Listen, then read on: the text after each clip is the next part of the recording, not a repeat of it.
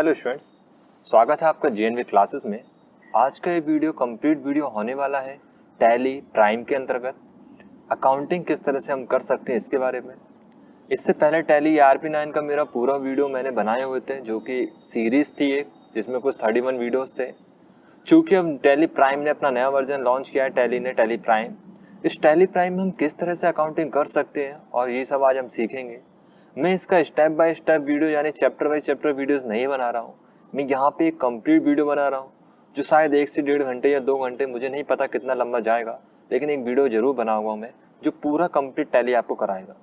1 video में tally complete करना मुश्किल है, लेकिन आप इतना सीख जाएंगे। मैं कोशिश करूंगा 15 से 20 मिनट में, जो स्टार्टिंग के रहेंगे 20 मिनट, इसमें आप इतनी टैली तो सीख ही जाएंगे कि आप आराम से बिल प्रिंट कर सकें। फिर बाकी की जब आप उसके टाइम के बाद वीडियोस देखेंगे तो कंप्लीट वीडियो जब आप देखेंगे जितना मैंने बनाया है, तो आप प्रॉपर अकाउंटिंग कर पाएंगे। GST बिल के साथ आप अकाउंटिंग कर पाएंगे और अपने आसपास पार्ट टाइम या फुल टाइम या अपने खुद के बिजनेस में आप आराम से अकाउंटिंग मेंटेन कर पाएंगे टैली प्राइम पे। यदि आपने टैली ERP9 किया हुआ है तो ये वीडियो और भी ज़्यादा आपको पसंद का आएगा। और अगर आप पहली बार इसको वीडियो को देख रहे हैं या आप टैली सीखना चाहते हैं, अकाउंटिंग सीखना चाहते हैं, तब भी ये बिल्कुल स्टार्टिंग से आपकी मदद करेगा। नोट्स वगैरह सब मेरे इस वीडियो में मिल जाएंगे आपको, यानी आपको कुछ भी नहीं करना, बस ये वीडियो लगा के आपको देखना है। आप जितना ध्यान से सुनेंगे मेरी बातों को, आप उतना ज़्यादा अच्छे से सीख पाएंगे। सब चीज़ों पर मैंने बहुत ध्यान दिया है। चलिए शुरू करते हैं। सबसे पहले मैं बेसिक इंट्रोडक्शन बता दूं आखिर टैली है क्या। तो टैली एक अकाउंटिंग सॉफ्टवेयर होता है जिसकी मदद से हम कंप्यूटर पर अकाउंटिंग करते हैं। अकाउंटिंग का अर्थ है यहाँ पर एंट्री करना। यदि आप कंप्यूटर पर किसी भी बिजनेस का हिसाब रखना चाहते हैं तो आप उसको लिखते हैं। आप लिख सकते हैं रजिस्टर्स पे, आप लिख सकते हैं कंप्यूटर्स पे। अगर आप उसे रजिस्टर पे लिखते हैं तो इसे हम बोलते हैं मैनुअल अकाउंटिंग, और जब यही काम आप कंप्यूटर पे करते हैं तो इसे बोलते हैं हम कंप्यूटर अकाउंटिंग। यानी सरल शब्दों में आपको समझाऊं तो आप अपने बिजनेस में जितने भी लेन देन होते हैं उनका हिसाब आपको कंप्यूटर पे रखना है, तो आपको एक अकाउंटिंग सॉफ्टवेयर चाहिए, और टैली प्राइम वही अकाउंटिंग सॉफ्टवेयर है जिसकी मदद से आप कंप्यूटर में अकाउंटिंग कर सकते हैं। तो ये टैली का इंट्रोडक्शन है कि टैली एक अकाउंटिंग सॉफ्टवेयर है जिसकी मदद से आप कंप्यूटर पे एंट्री या हिसाब रख सकते हैं। जितने सरल शब्दों में हो सकता था मैंने आपको समझाया। यानी कि आप अपने हिसाब रखना चाहते हैं बिजनेस में तो आप टैली प्राइम का यूज़ करेंगे। अब ये हिसाब कैसे रखा जाएगा वो मैं इस वीडियो में आपको स्टेप बाय स्टेप बताऊँगा। तो सबसे पहले तो हमें ये पता करना है, अगर आपके पास एक कंप्यूटर है तो आप उसमें टैली प्राइम कैसे लेके आएंगे, यानी टैली प्राइम डाउनलोड कैसे करेंगे। तो बिल्कुल शॉर्ट तरीके से मैं आपको बताता हूँ कैसे डाउनलोड करना है।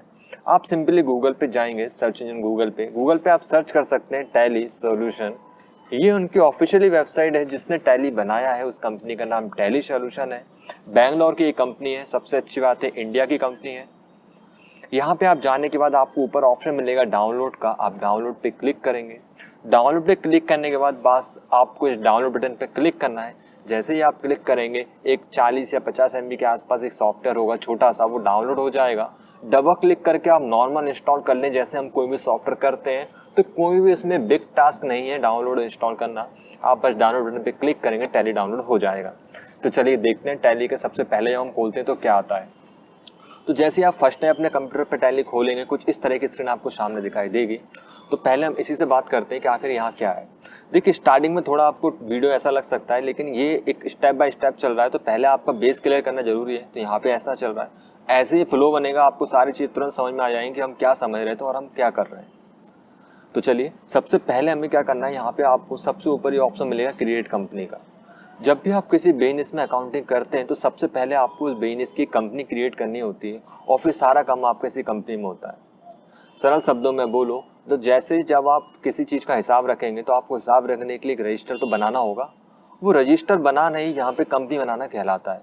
फिर उसके बाद हम हर दिन उस रजिस्टर में एंट्री करते हैं। वैसे हम हर दिन इसी कंपनी को ओपन करके इसमें एंट्रियाँ करेंगे, लेकिन पहले दिन आपको कंपनी तो बनानी ही पड़ेगी, यानी कंपनी आपको एक ही बार बनानी है बस। कंपनी कैसे बनाते हैं, बहुत ही सरल तरीका है। आप क्रिएट कंपनी पे क्लिक करेंगे, आपसे सिंपल सी कुछ चीज़ें पूछ जाएंगे, आप वो भर दें। जरूरी नहीं है आप सारी फील्ड भरें, जो आपको लगे आप वो भर सकते हैं, जो आपको लग रहा है छोड़ना है छोड़ सकते हैं। आप इसके डिटेल में भी जा सकते हैं, लेकिन अभी मेरा मेन कंसेप्ट ये है कि 15-20 मिनट के अंदर आपको बिल की एंट्री करना सिखा दूंगा मैं अभी। उसके बाद और आगे के मिनट्स में आपको सिखाऊंगा GST और गोडाउन्स और भी इसकी जो एडवांस फीचर्स है उनके बारे में। तो चलिए शुरू करेंगे, कंपनी बनाएंगे। कंपनी बनाना कोई बिग टास्क नहीं है।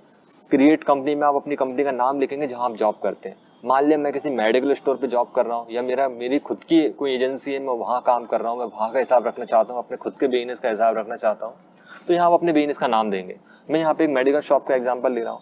तो जैसे मान लीजिए कोई मेडिकल स्टोर है, शर्मा मेडिकल स्टोर, ठीक है, शर्मा मेडिकल स्टोर मैंने नाम दिया। इसके बाद यहाँ पे मुझसे पूछा रहा है मेलिंग नेम।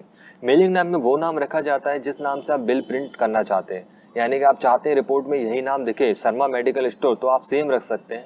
लेकिन आप चाहते हैं कोई दूसरा नाम दिखे, दूसरा नाम से मतलब वो नाम जो रजिस्टर्ड है या जो लीगल नेम है आपका। क्या कई बार ऐसा होता है कि जैसे हमारे दो नाम होते हैं, घर का नाम अलग होता है, मार्कशीट का नाम अलग होता है, तो घर का नाम जो है वो मैंने ऊपर लिख दिया और मार्कशीट का नाम जो मुझे नीचे लिखना है।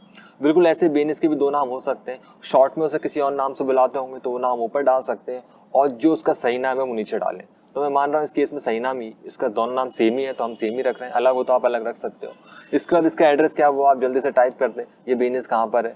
तो सिंपल सा मैं एक एड्रेस टाइप कर देता हूँ, 3rd floor navy Nawaz building, BG road Guna. यहाँ पे मैंने एक एड्रेस टाइप कर दिया।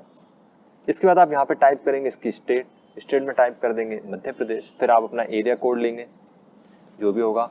इसके बाद आपको यहाँ पे फाइनेंशियल ईयर डालना है, आप किस फाइनेंशियल ईयर में हिसाब रख रहे हैं। अगर आप रख रहे हैं अप्रैल 20 से तो आप अप्रैल 20 लेंगे, और आप रख रहे हैं अप्रैल 21 तो अप्रैल 21 लेंगे। अभी अप्रैल 21 क्या है, तो जैसे आपका नया साल होता है 1 जनवरी, ऐसे ही बिजनेस का न्यू ईयर मनाया जाता है 1 अप्रैल को, जो चलता है 1 अप्रैल 2020 से 31 मार्च 2021 तक।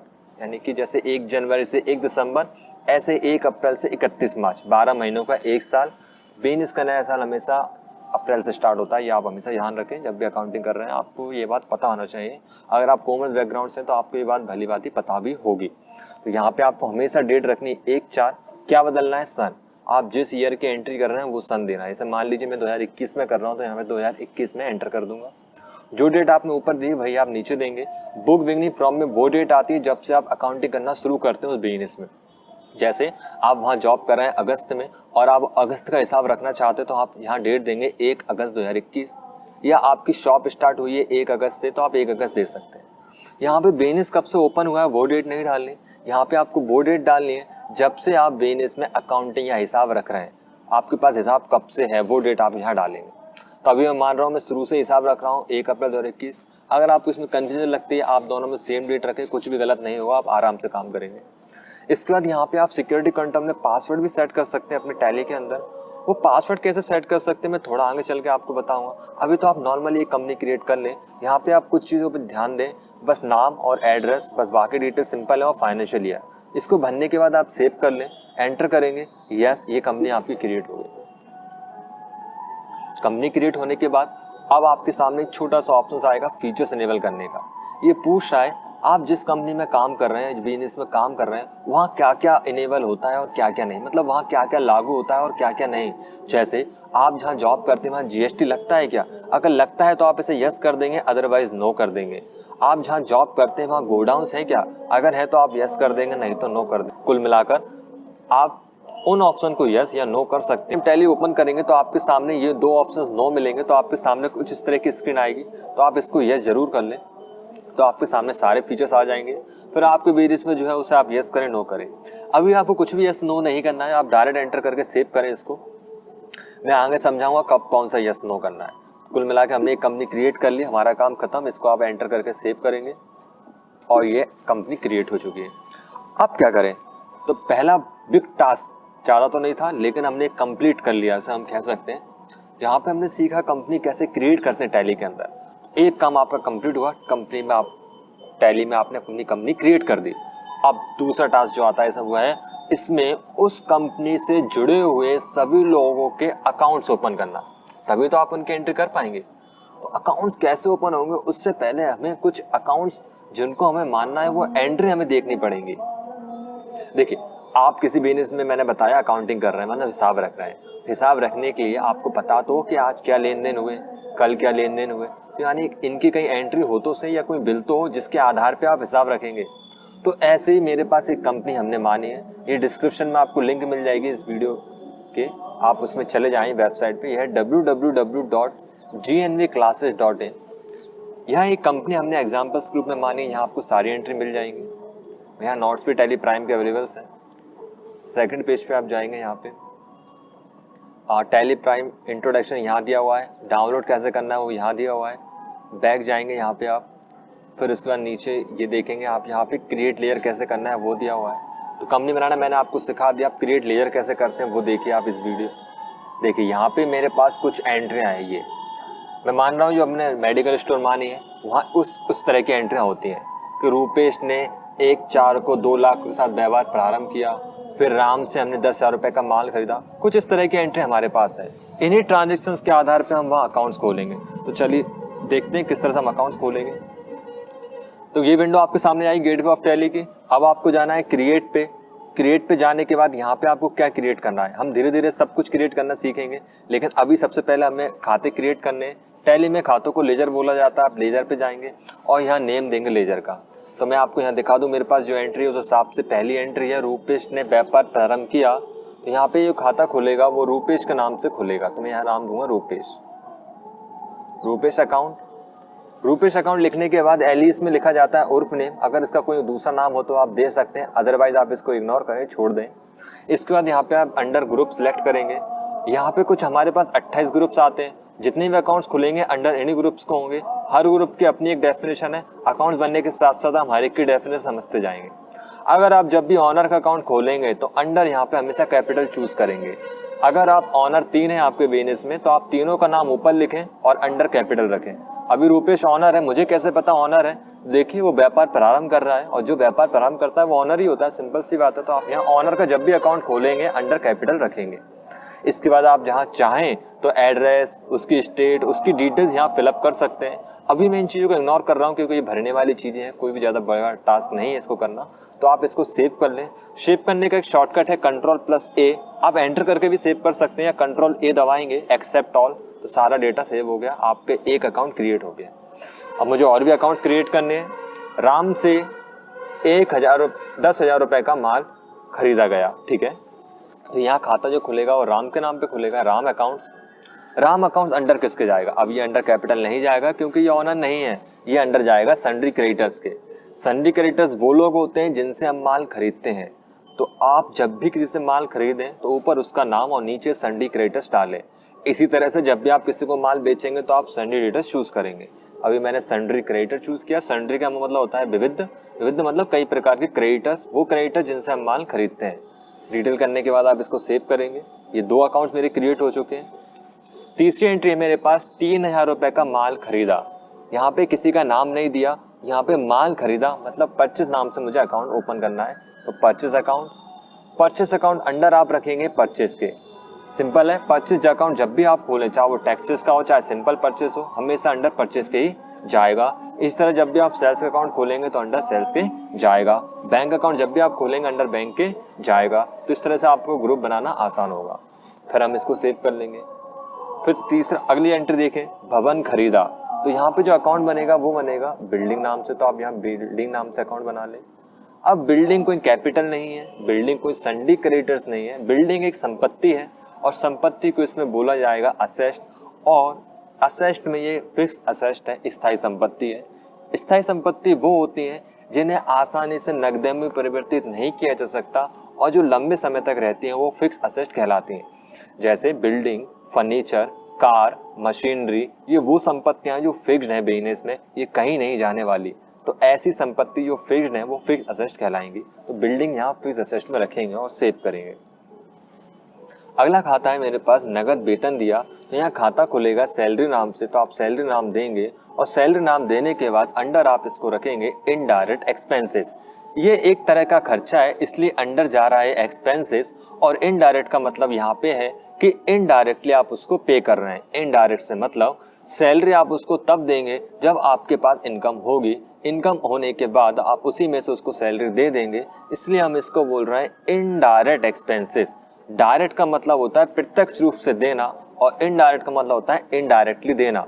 इनडायरेक्ट का मतलब आपके पास पहले पैसा आएगा फिर आप देंगे, ये इनडायरेक्ट हुआ। लेकिन अगर आपके पास पैसा आया ही नहीं और फिर भी आपको देना पड़े जेब से तो वो डायरेक्ट एक्सपेंस होगा।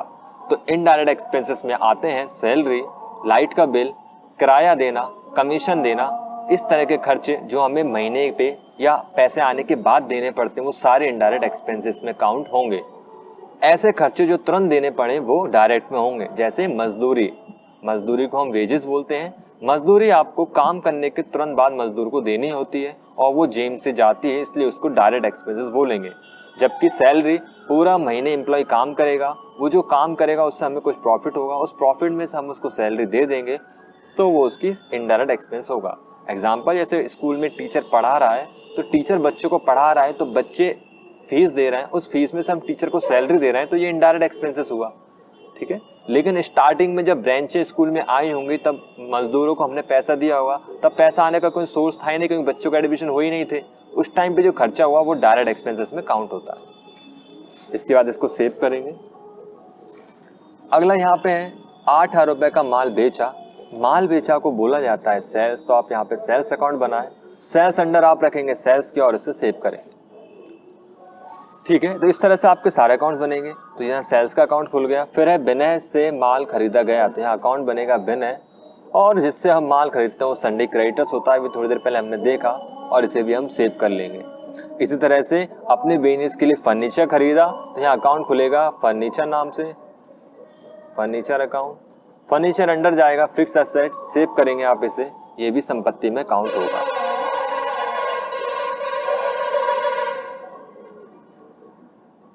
तो इस तरह से आप सारे अकाउंट्स खोल लेंगे। आप थोड़ा सा इसी में नीचे आएंगे तो आप देखेंगे यहाँ पे मैंने सारे अकाउंट्स के टाइप्स यहाँ पहले से लिख के रखे हैं।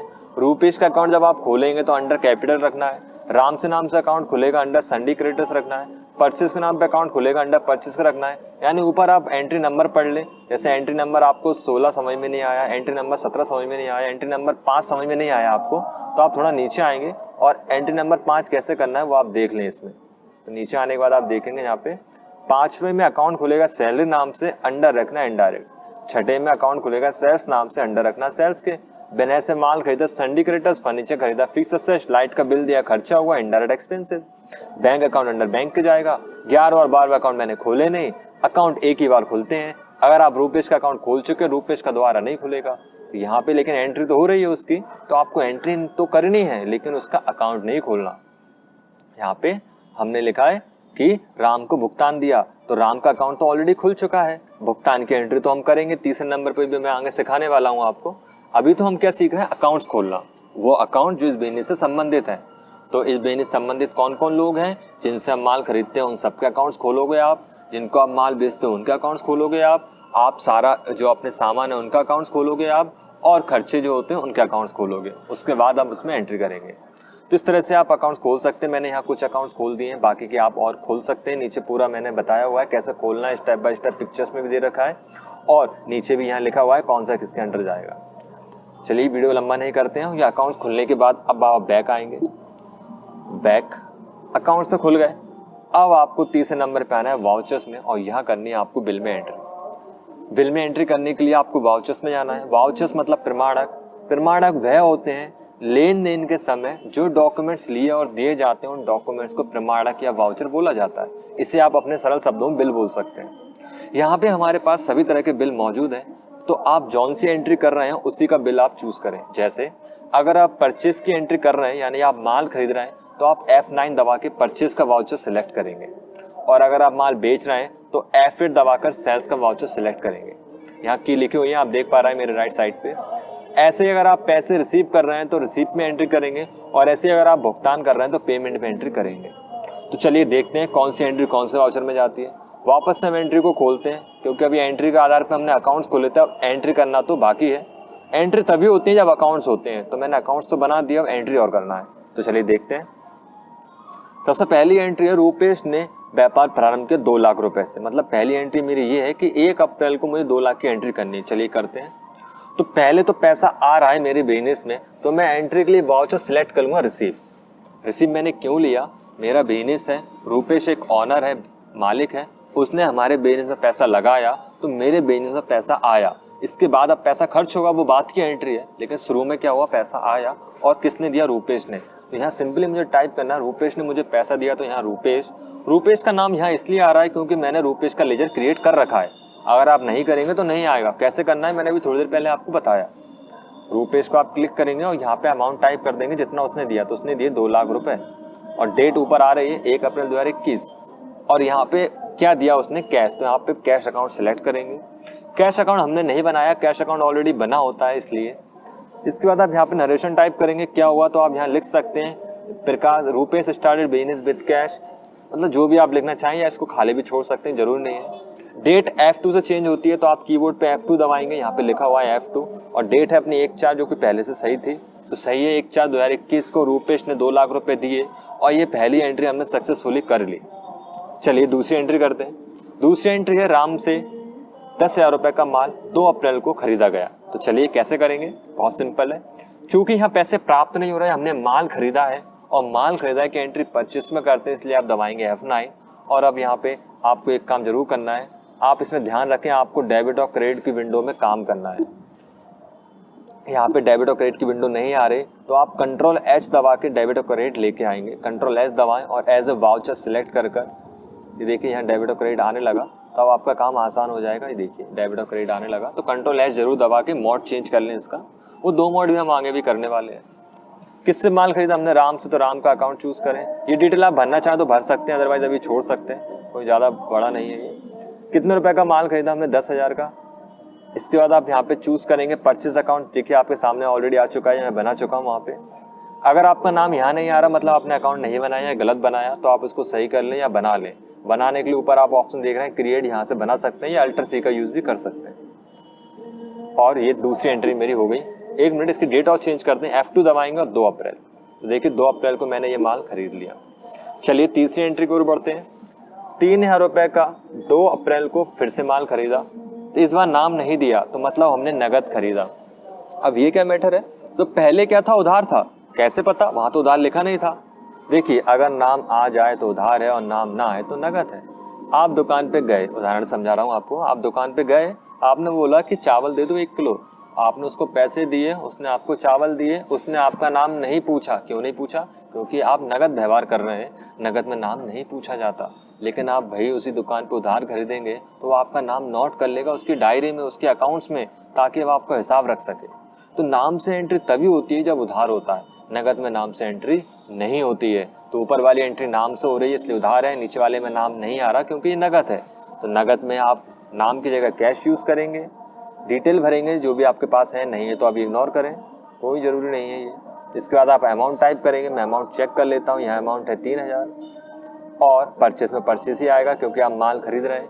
डेट आप चेंज कर दें, 2 अप्रैल ही है तो सही है और सेव। तो मैंने 3 एंट्री कर दी।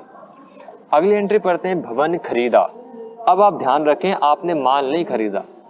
अगर आपकी एंट्री में दिखाई दे माल खरीदा तो आप परचेस करेंगे, लेकिन यहाँ लिखा है भवन, और भवन होती है संपत्ति। माल वो होता है जो बेचने के लिए खरीदा जाए, जबकि भवन वो है जो हम यूज करेंगे उसका, तो वो पेमेंट कर रहे हैं हम उसको यूज करना है F5 पेमेंट से। यहाँ आएगा बिल्डिंग और वो अमाउंट टाइप करें जो आप यहाँ देना चाहते हैं। तो मैंने बिल्डिंग खरीदी, मान लीजिए, वहाँ पे मैं रेट देख लेता हूँ कितने में है रेट। यहाँ भवन की रेट हमने 10,000 लगाई है, 10,000 आप लेंगे। एंटर, और हमारे पास से क्या जा रहा है, कैश, सिंपल सी बात है। डेट देखेंगे, डेट है 3 अप्रैल, F2 दबाएंगे और 3 अप्रैल सेलेक्ट करेंगे और सेव कर लेंगे। शायद अभी आपके कंप्यूटर में डेट चेंज ना हो 3 अप्रैल, तो दिक्कत नहीं है, आप 2 अप्रैल में सारी एंट्री कर लें या 1 अप्रैल पे कर लें सारी एंट्री, डेट चेंज ना करें। डेट चेंज करने का लॉजिक ये है कि टैली ये बोलता है कि अगर आपको डेट चेंज करनी है तो आपको लाइसेंस खरीदना होगा, तो आप जहाँ जॉब करेंगे वहाँ डेट चेंज हो जाएगी। अगर अभी ना हो तो कोई दिक्कत नहीं है, आपका सारा काम अभी हो जाएगा, कोई दिक्कत आपको नहीं आएगी। तो डेट की टेंशन ना लें, वो कोई बड़ा इशू नहीं है। देखिए ये मेरा कंपनी में पेमेंट मैंने कर दिया। तो चलिए अगली एंट्री करते हैं। नगद वेतन दिया तो फिर से भुगतान करना पड़ेगा मुझे। वेतन मतलब सैलरी, सैलरी का अकाउंट में बना चुका हूँ। सैलरी कितनी देनी है वहाँ मैं अमाउंट चेक कर लेता हूँ। सैलरी मैंने दी है 2500। अब मैं भी डेट चेंज नहीं कर रहा हूँ ताकि आपको समझने में दिक्कत ना आए। आप डेट चेंज कर सकते हैं F2 से जब भी करना चाहें। 2500 मेरे पास से क्या गया, कैश, और ये एंट्री भी हमने सक्सेसफुली कर दी। अगला देखते हैं, यहाँ पे एंट्री है 8,000 रुपये का माल बेचा गया। माल बेचा मतलब सेल्स, तो आप F8 दबाएंगे और सेल्स में एंट्री करेंगे। यहाँ पे आपको डेबिट क्रेडिट नहीं मिल रहा तो आप कंट्रोल S दबा दें और यहाँ पे डेबिट क्रेडिट चूज करें एज ए वाउचर में। इसके बाद आप यहाँ पे किससे माल खरीदा वहाँ पे पढ़ लेते हैं हम। नगद ही है मतलब नाम आएगा नहीं, कैश आएगा। अमाउंट देख लेते हैं, 8,000 रुपये का माल है, 8,000 में टाइप कर देता हूँ यहाँ, और माल बेचा तो सेल्स अकाउंट ऑटोमेटिक आ गए यहाँ पे, एंटर और यस। अगर आप F5 दबाएंगे तो शायद आपको यहाँ डेबिट क्रेडिट ना मिले, तो इसमें भी आप कंट्रोल एस दबा के इसे single entry mode, double entry mode change कर लेना। अगर सिंगल एंट्री मोड हो तो आप डबल एंट्री मोड करके एंट्री करना, अगर आपको पेमेंट रिसीट में दिक्कत लगे तो इस तरह से वाउचर्स में एंट्री कर पाएंगे। मैंने कुछ 4 एंट्री कर दी, मैं एक बार चेक करता हूँ। इनको चेक करने के लिए आप डे बुक पे जाएंगे, देखिए 3 एंट्री की, सॉरी 4-5 ही की है, वो दूसरी डेट पे है। उन्हें देखने के लिए मैं यहाँ पे दबाऊंगा alter F2 change period. Alter F2 जैसे दबाएंगे तो यहाँ पूछे कब से कब तक की एंट्री देखनी है, तो मुझे 1/4 से लेके 3 अप्रैल तक की एंट्री देखनी है। तो देखिए 5-6 जितनी एंट्री मैंने की सारी आ गई। रुपये से मैंने 2 लाख रिसीव किए। तो देखिए आप इस तरह से बिल की एंट्री कर पाएंगे, बहुत ज़्यादा आसान है। अब मान लीजिए आपको बिल प्रिंट कर देना है कस्टमर को सेल्स का, इसने माल, अपन ने माल बेचा, वो बिल मांग रहा है, तो हम इसको एंटर करेंगे। कीबोर्ड पे आप कंट्रोल P दबाएंगे, कंट्रोल P दबाने के बाद ये बोलेगा प्रिंट, बस प्रिंट पे क्लिक करना है, प्रिंट हो गया। अब आप चाहते हैं आपको प्रिंटर सिलेक्ट करना, तो आप कॉन्फ़िगरेशन पे जाएंगे, नीचे की तरफ आएंगे, यहाँ अपना प्रिंटर सिलेक्ट करेंगे। देखिए ये रहा माइक्रोसॉफ्ट प्रिंटर का नेम। अब यहाँ पे मेरे पास बाय डिफॉल्ट प्रिंटर माइक्रोसॉफ्ट का है, बाकी मेरा जो भी प्रिंटर का नेम होगा वो मैं चूज कर लूँगा, तो मेरा उसी प्रिंटर से प्रिंट हो जाएगा, सिंपल है। और मुझे भी प्रिंट नहीं करना, मुझे चेक करना है कैसा प्रिंट होगा, तो मैं प्रीव्यू में चेक कर लूँगा, क्लिक।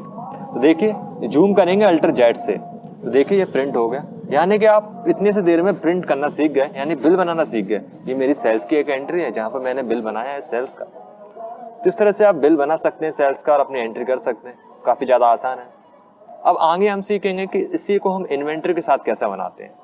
तो चलिए इन्वेंट्री बनाना और जल्दी से सीख लेते हैं, इन्वेंट्री कैसे बनाते हैं। इस तरह से आप वो सारी एंट्री भी कर सकते हैं, बहुत सिंपल है।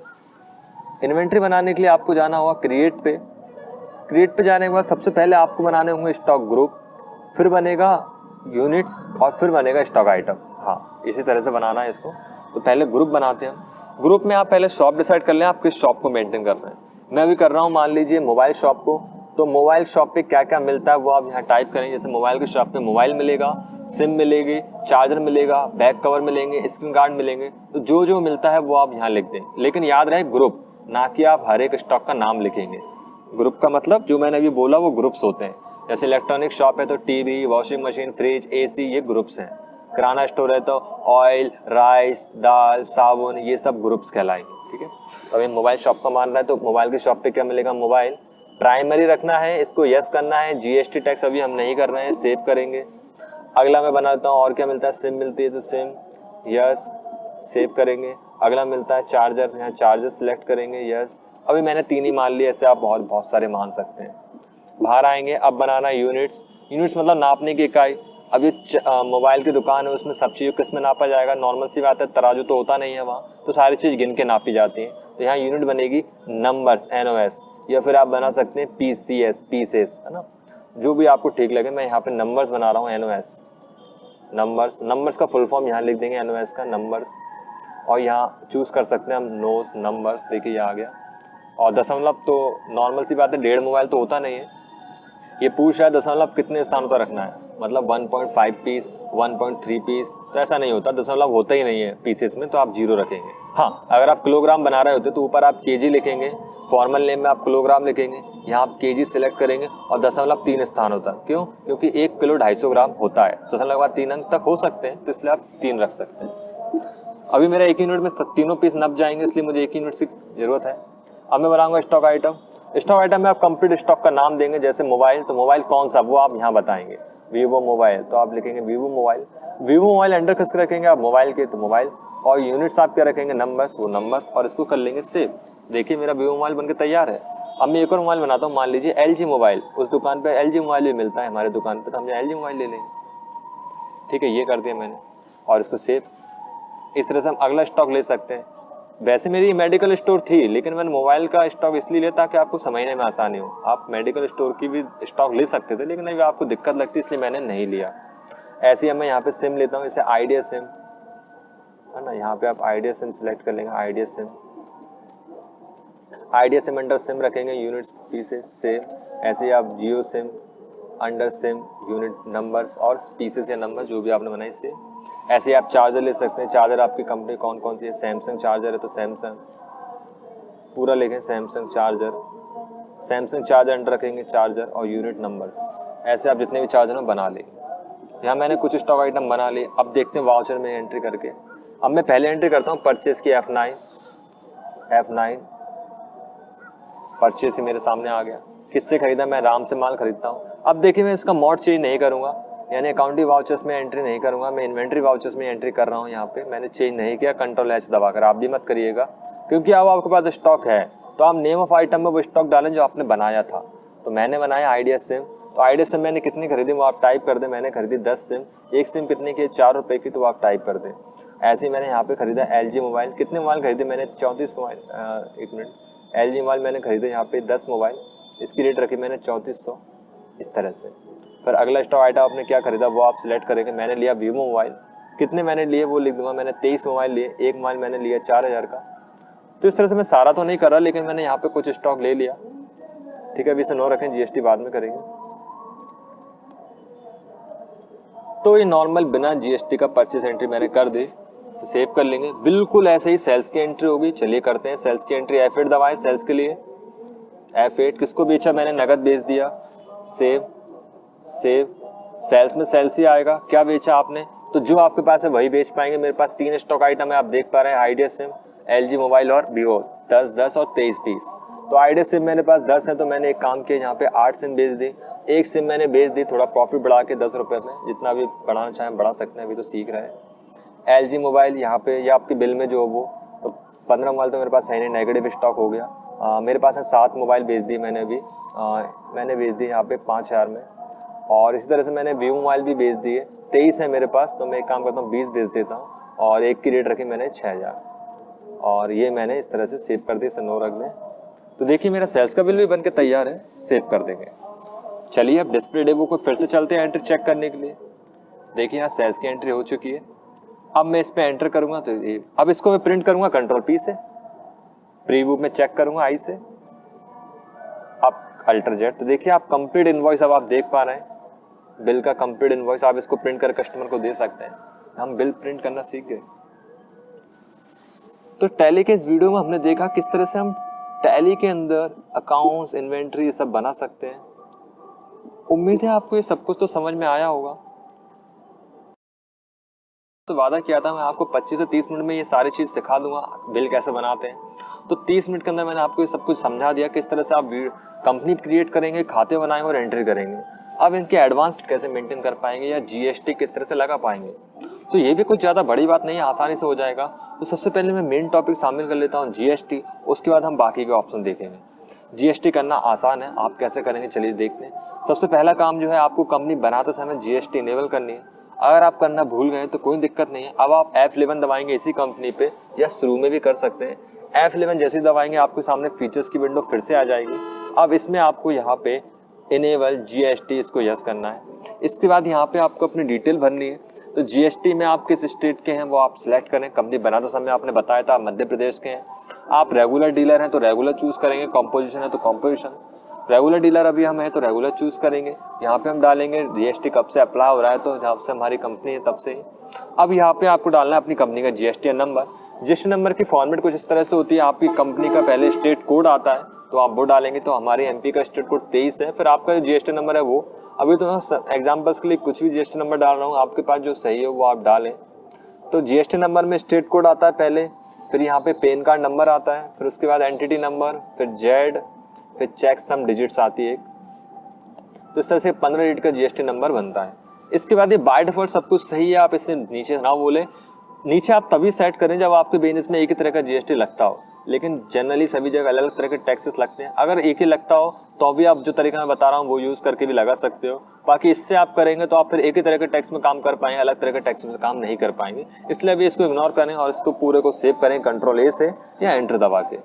तो देखिए GST इनेबल है, GST डिटेल मैंने भर दी। अब GST के लेजर अलग बनेंगे। कैसे बनेंगे देखिए, क्रिएट में जाइए, लेजर, और यहाँ पे मैंने परचेज बनाया था पहले। अब परचेज मैं फिर से बनाऊंगा, लेकिन इस बार परचेज जो बनेगा वो बनेगा परचेज GST का। परचेज GST में आप यहाँ पे शामिल करेंगे परचेज अकाउंट। सिंपल है, यहाँ पे सब कुछ सही है। GST इज एप्लीकेबल, इसे यस रखना है, इसे नो रखना है, क्योंकि हम स्टॉक पे टैक्स बताएंगे, लेजर पे नहीं। और इसे आप गुड्स सिलेक्ट करेंगे। बस इतना करने के बाद आप इसकी डिटेल को सेव कर लें। एक लेयर बन गया मेरा परचेज जीएसटी, दूसरा लेयर बनाऊंगा मैं सेल्स जीएसटी। तो आप यहाँ पे सेल्स जीएसटी लेंगे, sales under sales GST is applicable, इसे नो रखना है और गुड्स, और ये बन गया सेव। 2 खाते मेरे क्रिएट हैं।